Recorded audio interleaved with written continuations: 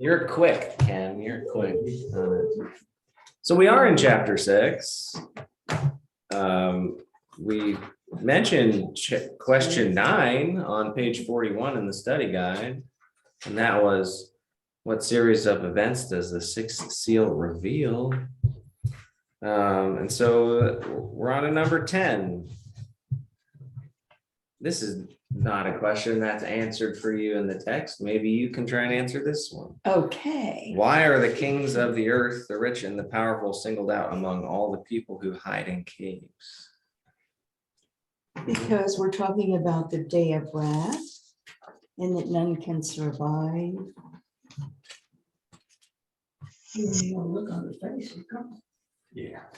Yeah. What'd you say, Mary? They didn't want God to see their face. Oh, okay. Well, because the quote from verse 16 is, they're kill us, calling to the mountains and the rocks, fall on us and hide us from the face of the one seated on the throne, from the wrath of the Lamb. None can survive, right? Do they want justice? Not really. They're used to being the powerful and they don't like not being the big shot, They're in control. the kings. Yeah. Do people in control and power like not being in control? Yeah, They like being in power, Yeah, right? they They like like being- judging others and being the arbiters of right and wrong. And I found out Putin. Putin, What goes around comes around. Sits in his castle. People fighting. well, it depends on if you believe something like the arc of the universe bends towards justice or not. Or do you just make your own justice? Well, he has the right. God has the right to make his own justice. He made all of us, he made the world. The Well- kings maybe got there and by the power, but God made everything else. Well, that means, well, then there's only one true justice. Yeah. The other stuff is made up. And kings don't like to be told they're wrong. Yeah, at the least. Yeah. None of us like to be told we're wrong. No. Well, you know, the whole play is the kings are king and queens. They're there by sovereign right? They rule in the place of God, you know, through this, you've been chosen by God to be king sort of thing. Which is kind of silly when you think about it. Yeah. And then they woke up. And then they woke up. Well, so maybe it's the fairy tale ends, you know, or whatever. You wake up from your dream. You know. Well, there's all kinds of political plays and murder and bribes and all sorts of things that go on in the halls of justice or rule and all that. You know, you can think of the history of the Roman Empire and stuff where there's a time period when they're dying, the emperors are dying consistently, or someone's being overthrown, or someone's being assassinated. You know, all these things going on, the politics at play. You can just think of, I didn't watch it, but in my head for someone, I was thinking about something illustrated like in Game of Thrones. Everyone's always dying. Who's gonna die next? You know, who wants the throne of power? It's precarious.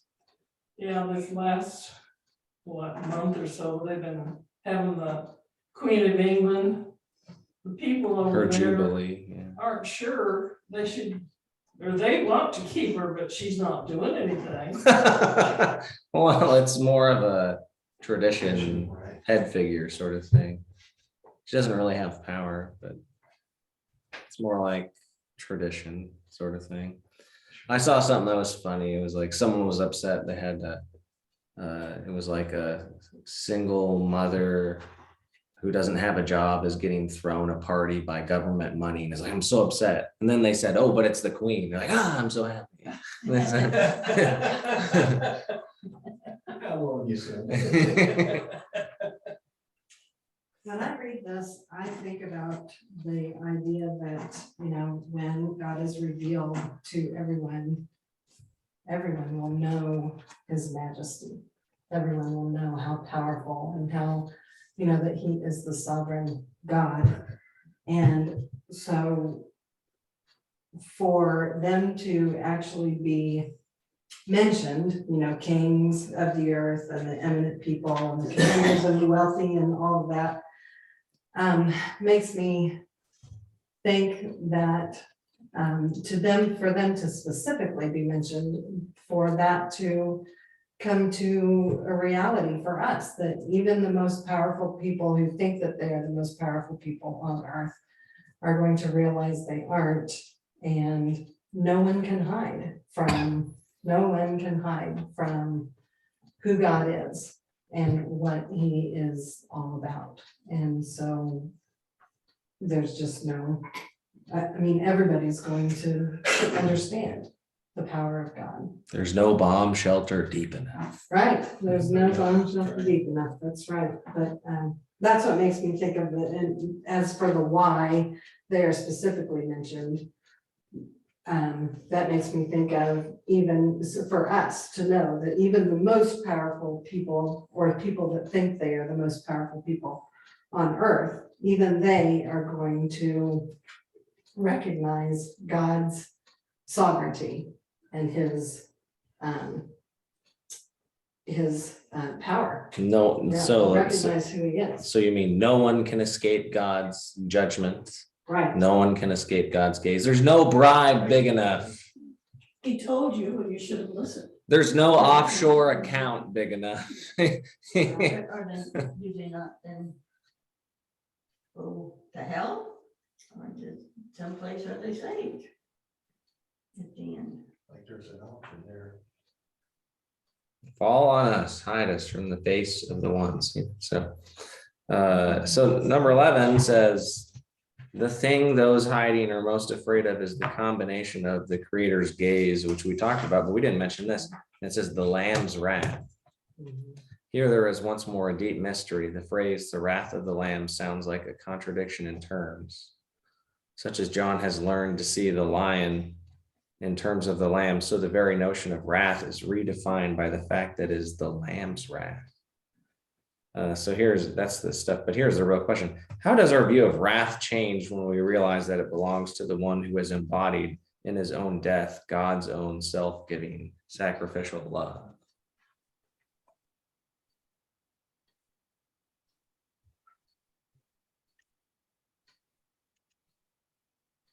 We saw it. We were never told that God's love was exclusive to his wrath. It did not exclude his wrath and his justice.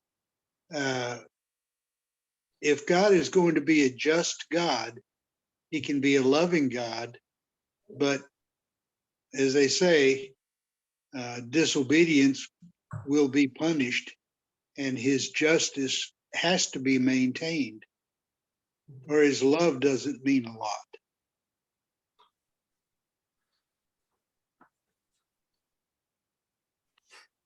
So I understand the wrath of the Lamb as being the demonstration or the exercise of God's justice.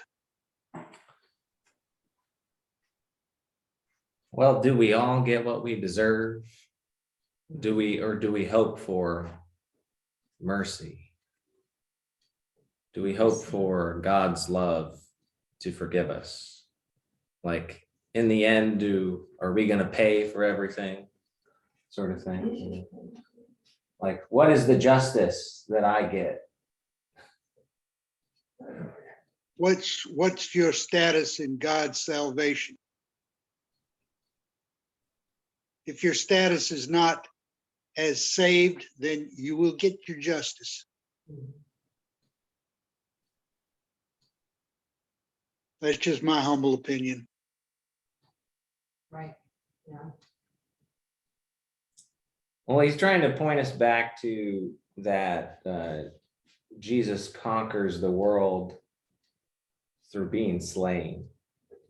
And that in Revelation earlier, he conquers not only by his death, but by the words that he speaks. So when we hear wrath, we need to hear it in the context of all the way back at the very beginning,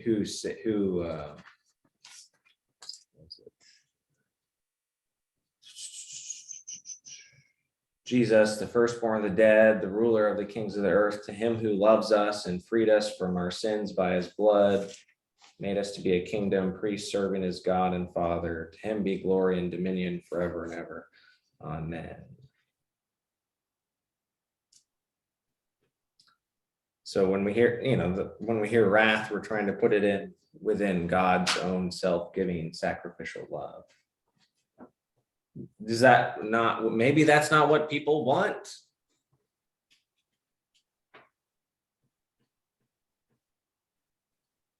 Would that be bad for some people? They don't actually want that? Well, it's bad.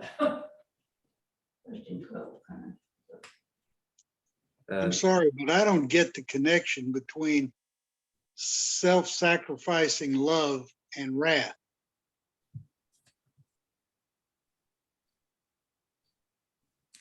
Well, God isn't eternally wrathful.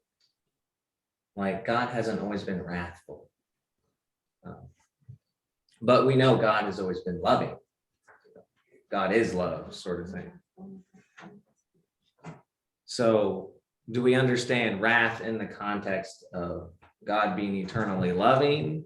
Or do we think God is like a big bully that, is out to get you, or what?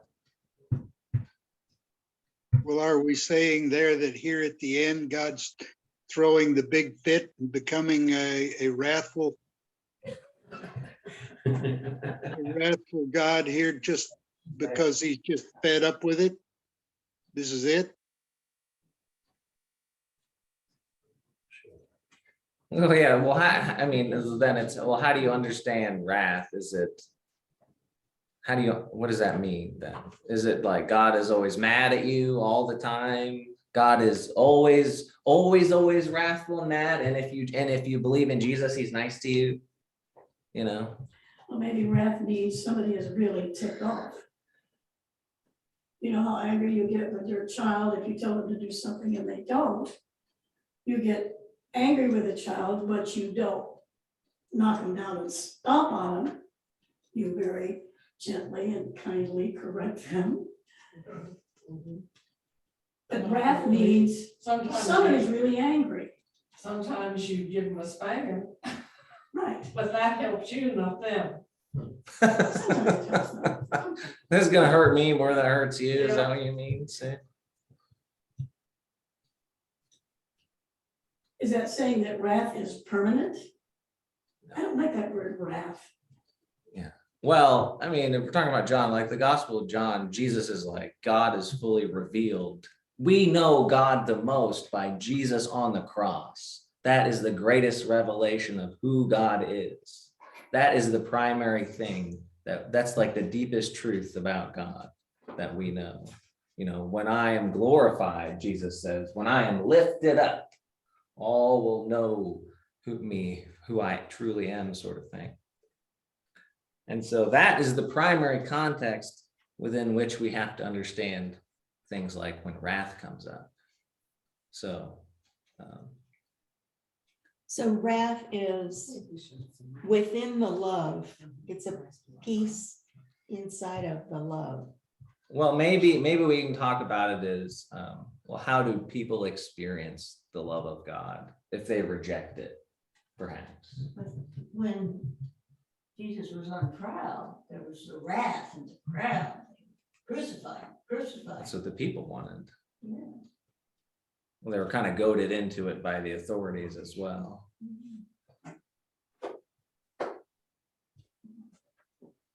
So, so was God like looking to punish you?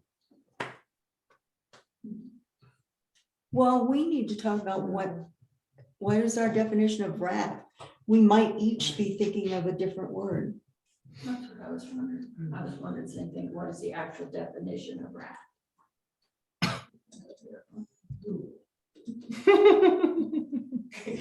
I think of wrath as someone who is so furiously angry and lashing out loudly. Anger out of control. Yeah, yeah,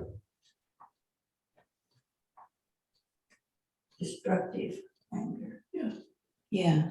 And so the idea is that is not the primary context within which we understand who God is, who Jesus is. You know, I mean, we can go all the way back to creation. Creation is an overflow, an outpouring of God's love, that he made us, the world, that he sustains us, and all these things. And we're originally good, but we fall into sin, right? And all the distortions involved in there, breaking my distortion between me and other people, my distortion between me and myself, not being in right relationship with myself, me not being in right relationship with God, me not being in right relationship with the earth, you know. Is wrath also defined as disappointment? Oh, I'm sure God is disappointed, as Barb says all the time. I think of God's wrath as God's, when I think of God's wrath, I think of his judgment. I think of Consequences? wrath as in judgment, not necessarily anger. I think of this, of it as in judgment terms. Well, just look at the previous few verses that we've read here in chapter 6.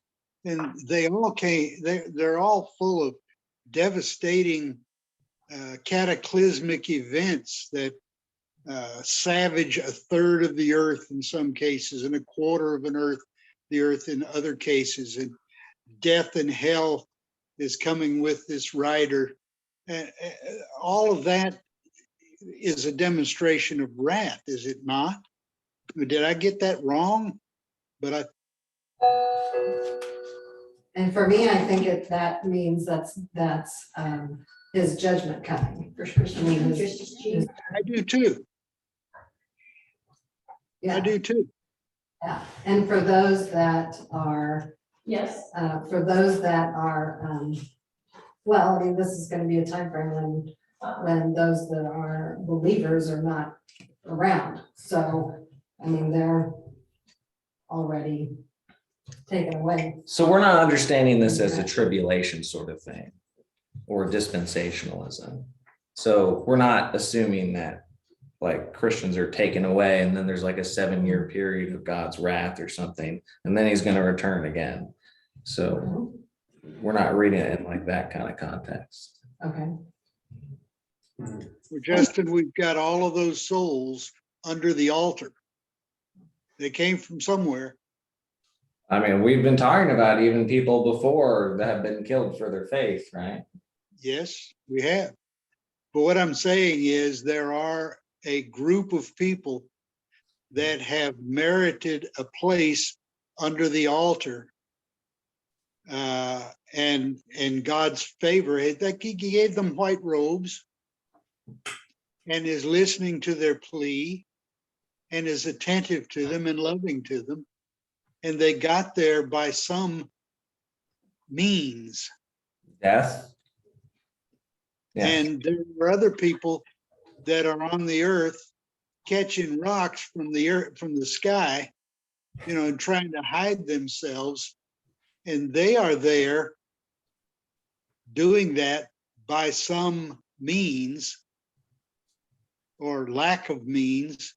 So there's a dichotomy there. There are people that have made it and people that don't make it.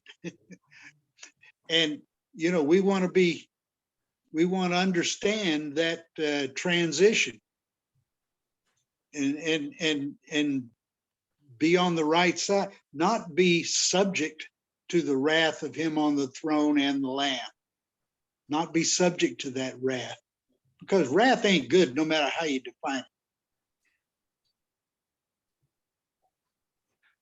I think wrath too depends on the disappointment, how bad you're disappointed or he's disappointed. Yeah, Things seem bad enough already, right? that's right.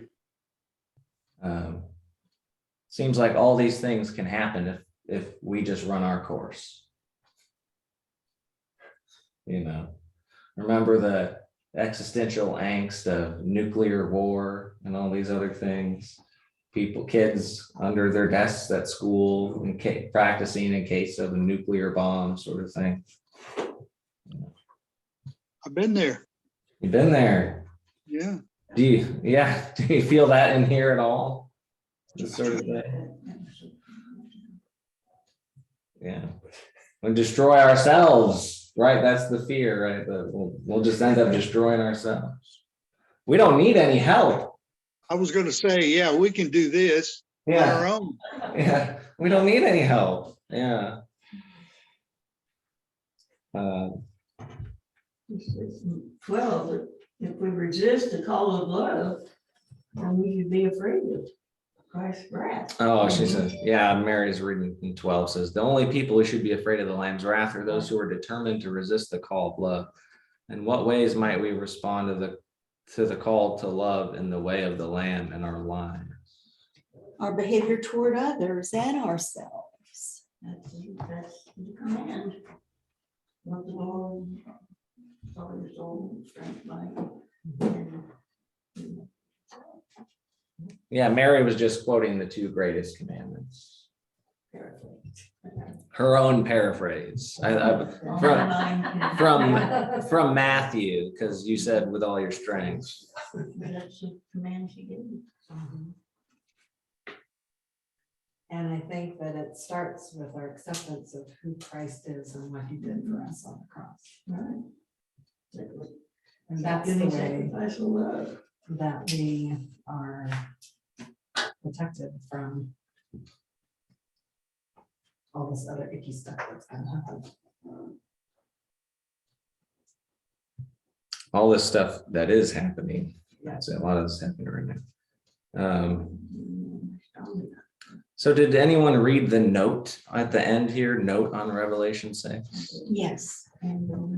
He's in the note, he's trying to talk about how he's referencing what's later because there's cycles in Revelation where it's the seals, 7 seals on the scroll, or the 7 bowls of incense, or 7 this, but Revelation is going to keep doing the same thing over and over again.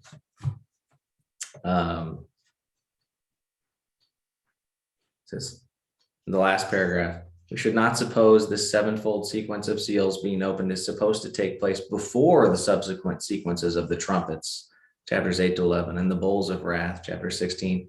Rather, each of the sequences and the material in between two is a fresh angle of vision on the same highly complex reality. If we look at the problems and pains of the world from this angle, God's answer is to draw out the arrogant wickedness of humans to its full extent, show that he is bringing his people safely through, which we'll talk about soon. If we look at those same problems and pains from the next angle of vision, that's chapters 8 through 11, God's answer is to allow the forces of destruction to do their worst so that he can then establish his kingdom fully and finally over the world. And if we take a deep breath and begin the story again from yet a third angle of vision, chapters 12 and 13, we see the full depth and horror of the problem, to which God's answer will be to inflict on the rebellious world the equivalent of the plagues of Egypt, before finally rescuing his people and finally judging the dark powers that for so long enslaved them, chapters 12 through 19. So he's just saying Revelation keeps giving you this vision over and over again, but in different ways from like different perspectives. So they're not like a linear progression of this judgment, this judgment, this judgment, this judgment, but it's an apocalyptic way of speaking. We've seen it's very symbolic all the way through. And so we're still reading this very symbolically. It's not like there's, we said earlier, there's not going to be like a white horse that's going to appear a black horse and rider that is going to appear, and they're going to represent death and plagues and all these things. They're not like real people that appear, sort of thing. And we talked about, what it means when the sun becomes black, the moon like blood. Are we looking for the sun to turn black? And I mean, that's like an eclipse, right? The moon, we just had a strawberry moon, right? These sort of things, these are earth-shattering events. So it's, so we're not like looking for the signs for these things or what's going to happen.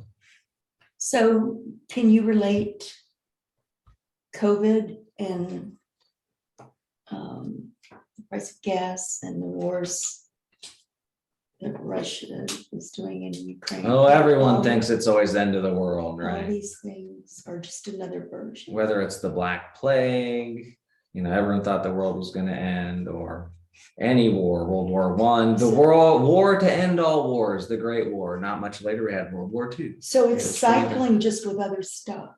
It just keeps happening, right? I could say a lot of that is, I think I mentioned earlier, it's our own problems, our own destruction. What does sin bring upon us? Just our own sin, our own hubris, our own grasp for power, or so-called peace, or we talked about nuclear war and how would you feel like we're building bomb shelters in our backyards because we're afraid of nuclear fallout and trying to avoid it not too long ago. Now we're talking about another disease across the whole world, and financial collapse. I mean, how many financial collapses? Yeah. 20th century was really the bloodiest century ever, with all the wars, death and wars. How many millions of people died in Europe? It's in Russia through the Soviet rule and all these, in China and all these other things. Like, it's crazy to think about. But we're going to get to that. God's judgment is a good thing, because why would God's judgment be a good thing?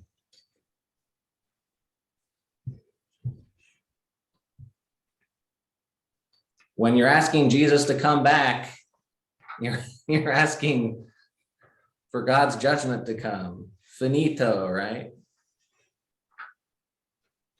Well, God's judgment is always true and right and just, but your attitude towards that adjustment depends on whether you were judged to be a sheep or a goat. And most of the time we don't want the truth. I don't want it. I'm usually alienated from myself or other people, or just think. And each generation, it starts all over again. Yeah, do we solve the world's problems? Is that where the commercial comes out, but wait, there's more? Oh, yeah. You can't even solve your own problems. You think you can solve someone else's problem. All right, Paul, we'll see you later. You think you can solve the world's problems. But it's good to know that evil and destruction are limited, right? They're short. They don't go on forever. They have their time, and then God says enough, no more. Right? We just want him to do it now, Yeah, not later. right. Because no one wants to suffer anymore, right?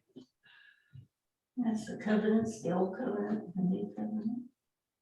The blood, no more, not doing, then the new covenant, I don't. Oh, This is all. when I said that, it made me think of one of the readings from Sunday. I mentioned, because I said suffering, right? Made me think. Romans 5 says, we also boast in our sufferings, knowing that suffering produces endurance, and endurance produces character, and character produces hope. And hope does not disappoint us, because God's love has been poured into our hearts through the Holy Spirit that has been given to us.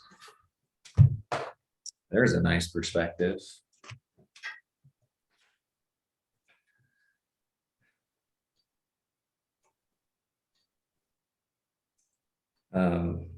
So like he says in the note on prayer, he says, hold in prayer all those throughout the world who were terrorized by war, famine, disease, poverty, persecution, and injustices of all kind. Cry out with those who suffer, how long, sovereign Lord? Then entrust them to the care of the God who is somehow present in the midst of all these terrors, lovingly working to make all things new. All right, that's the promise. God will make all things new. New heaven, new earth. So you want to get to the better stuff? You want to get to the good promises next? Chapter 7.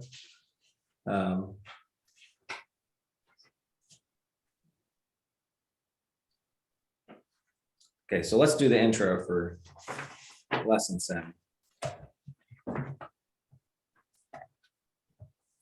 It says, sometimes you're in the middle of a nightmare which seems so real, so powerful, so horrible.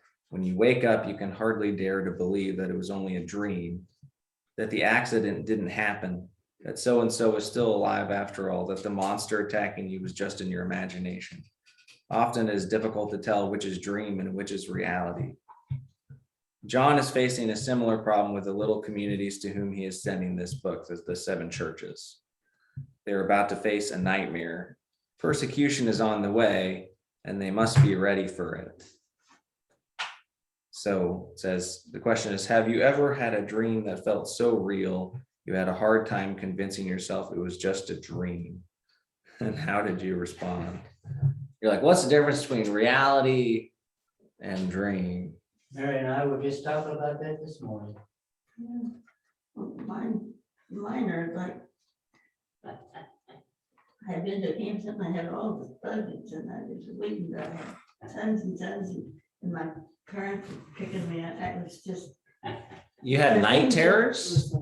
But they're not monsters or anything, it's family or people who have been my. But here I was with all this junk that I'd been in I don't know, it's just. Well, my dreams aren't the horror kind as much as I'm working. I was carrying calves in after the cows had delivered out in the pasture. I'm always milking or can't put the milker together or I'm always working. Yeah, sometimes I have things about being a nurse, you know, it's not monsters. No, I don't watch late night television either. Because a lot of times I dream about what I see on TV. So if you don't watch it, then you don't, all you dream about is what you've lived and you're working all the time. And I wake up so tired. Just put on a slideshow of people hugging each other. And you'll just dream that. In your dreams, you can't change what's going on in your head though. Watch Food Network and then you just have to grab one egg or two, you know, that kind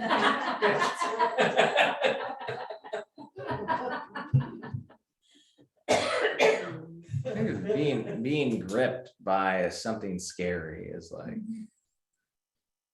has a hold on you sort of thing, on like your imagination. That's interesting.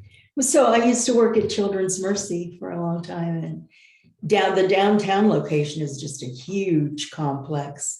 And so I have still to this day, and I retired 7 years ago from there, to this day, I have recurring dreams of that it's time for me to leave. I'm off work and I can't find the parking garage. And I keep going down all these different hallways and all the, it's almost like when you shop at IKEA and you can't get out. But I'm at Children's Mercy and I can't get to the car garage.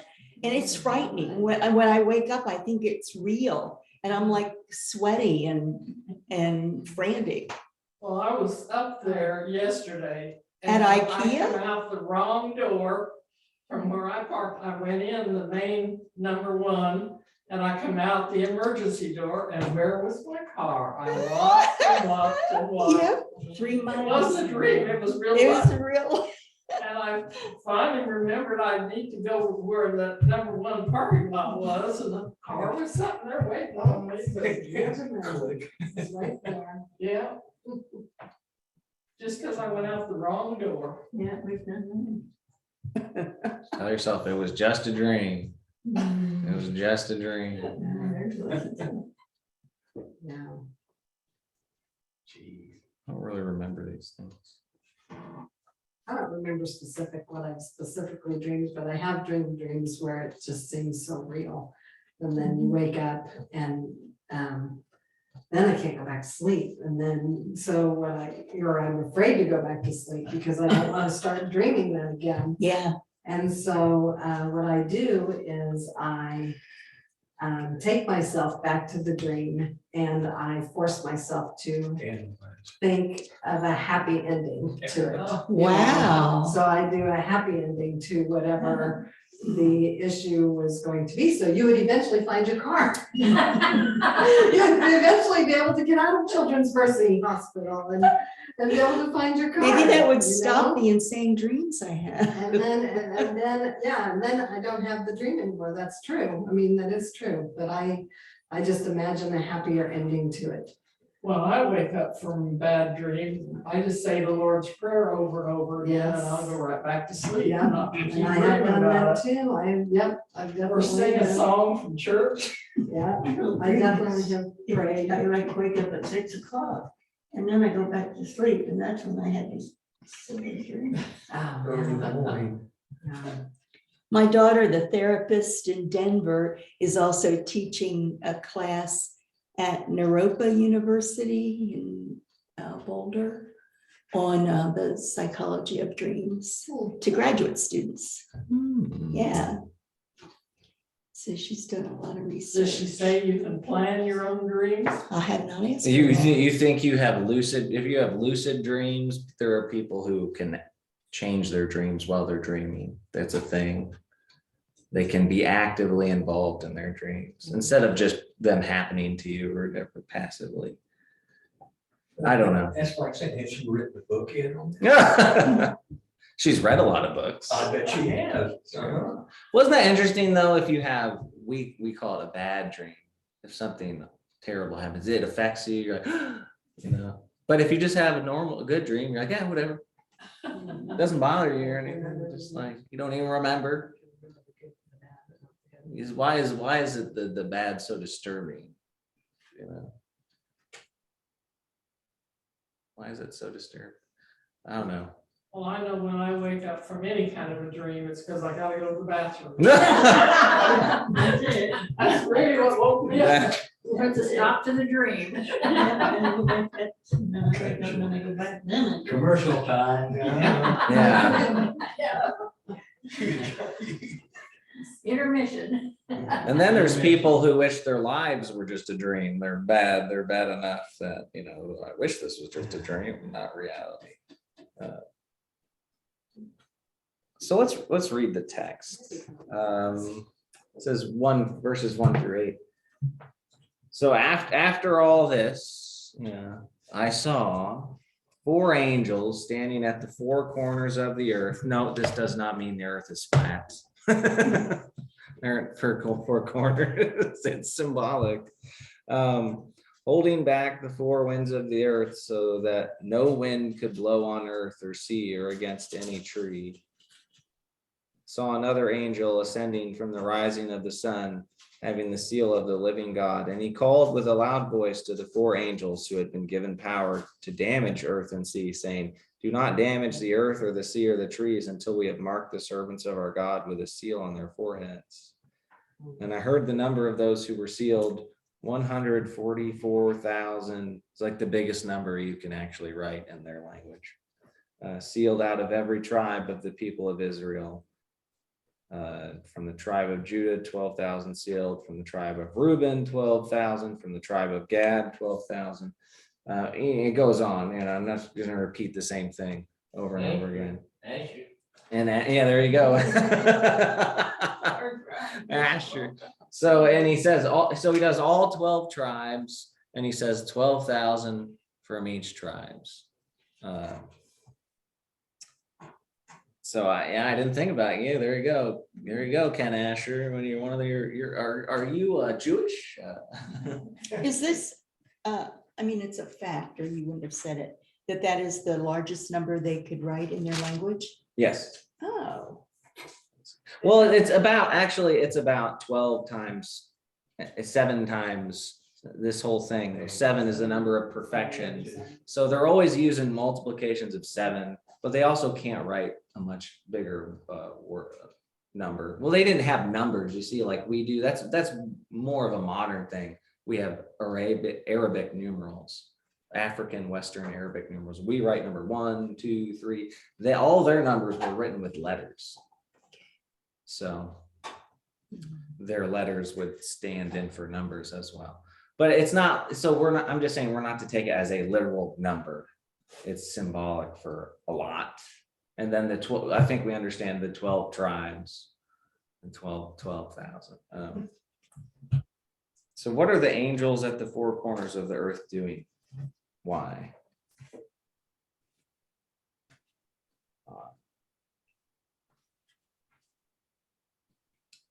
Holding back the 4 winds. until the seal of God is placed on the 144,000 servants. No wind could blow on earth or sea against any tree. Back then, they've done everything by the tribes. How would anybody count tribes nowadays? Genealogy. That'd be going back a long, long way. Well, just to answer your question, back then, they would recount verbally, son of, son of, son of. You memorized your family tree as far back as you could go. What was problematized by this was when the first temple was destroyed and all the records were lost, unless you had them all memorized, see.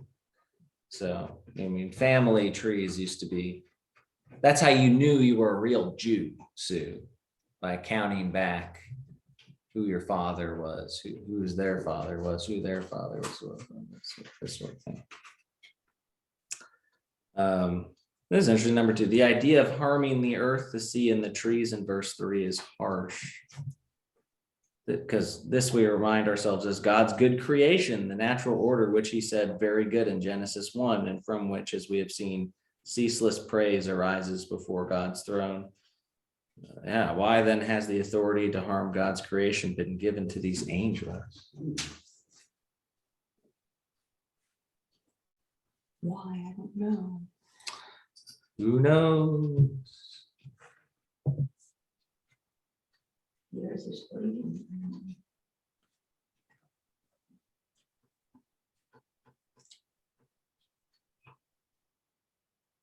Man sinned and eaten. What does the trees remind you of? Yeah.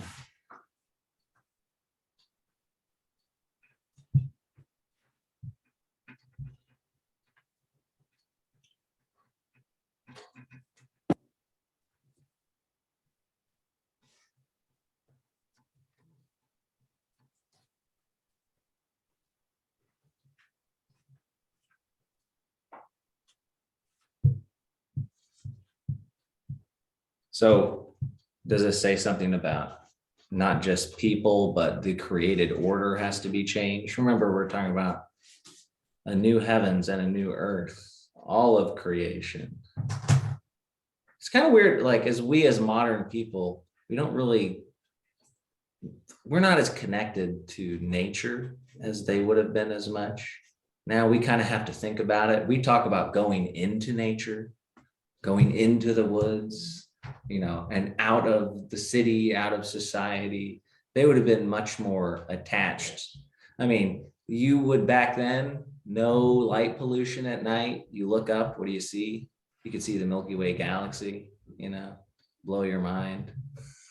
I go out, I can't even see the stars at my house, basically, because there's a lamppost right on the corner where my house is. That's why it's so much fun when they go out and take a walk in the pasture, because I get to see it, Yeah, and it's mind blowing some evenings. You can hear all the quiet and everything, you don't hear the traffic and stuff. and everyone was much more associated with the earth in the sense. Now we're kind of more, it feels like we're kind of more alienated from And that's a this. shame. And we're always in a rush, we just ignore. Did you see the sunset last night? I did. It was in bed, pretty. sound asleep. Unbelievably gorgeous. Seen it the other night, but not last night. Yeah. Well, now we tend to think of a lot of the earth as like resources for us to use to do things, right? To mine, to blow up, to cut down, to drill, what, to do whatever. So it's interesting to think about the relation of, trees and this sort of thing. The created order is being involved in here as well. We're not alone. There's plenty of other creatures, living things on the earth, and they've been affected as well by us and sin, right? We read about Romans 8, like all of creation is groaning. There's earth and sea and trees, you can just, the oceans are getting polluted. Listen, trees that cut them down, they're longer. That's why it's so hot now, is part of the pollution. Cutting just trees and Yeah. water. Well, you look at how many houses they're building right now, they want another tree. Yeah. That's how I look at it. Well, it seems that even none of these things, like everything falls under God's judgment, it seems. Like whether we're talking about us or creation, God's work to judge and renew includes the earth as well. So I guess we shouldn't be too surprised about this. Well, I think we'll stop because we're at 10 minutes past 11. Oh, 5 minutes past 11. I said that backwards, almost. And we'll come back to chapter 7 next time. And we'll talk about Next time. the people who, Next Thursday, well, what is next Thursday? are you on vacation? next Thursday? No, No, oh, no, it's the week after that. no, it's the week after that. Okay. That's in 2 weeks. I'll be gone.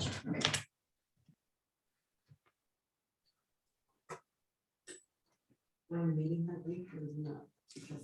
We're meeting this coming Thursday, but then again, but after that, I'll be gone. Okay.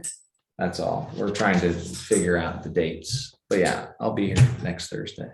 So please join us. And we'll talk more about 7. I really like the second half of chapter 7. People show up. Yeah,